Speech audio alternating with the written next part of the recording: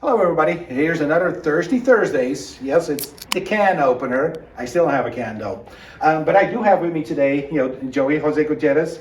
So we're going to talk a little follow-up on yesterday's video with Earl, talking about baseball injuries and some, especially as it related to the shoulder. So Joey, you've played baseball, right? Yes. And we treat baseball players here, so mechanics of throwing are really important, right? So what are some of the things that we're looking at that can go wrong?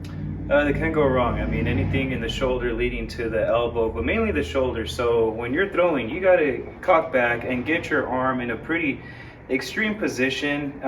As you throw, your arm will externally rotate. That's already putting a lot of force on the shoulder muscles, the elbow structures. Repeated use at a young age, throwing curveballs, off-speed pitches, all that rotational torque on the shoulder, on the elbow can just lead to overuse injuries, especially if you're throwing off-speed pitches at an early age. See, that's way more than I know. I've played a little bit of recreational baseball, but that's way more details.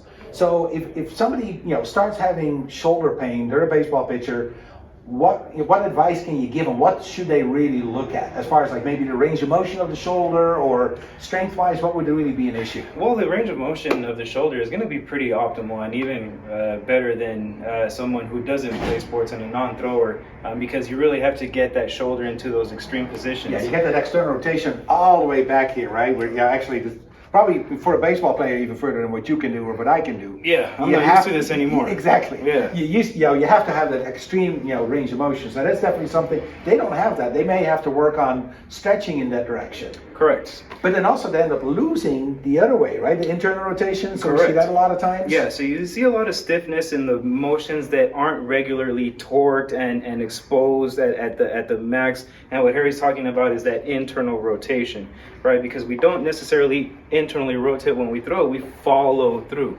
right?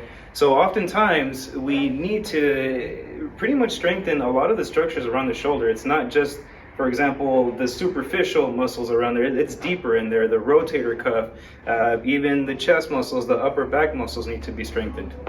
Awesome. So there's really a lot that we need to look at. So if anybody has some shoulder problems, if they're a baseball pitcher or even just any other throwing movement, they need to come see us so we can analyze the whole mechanics of throwing. Absolutely. And give them some advice and work on whatever the deficits are. Yes, sir. Awesome. Yep. Thank you, Joey. Yep, absolutely. All right. See you next week.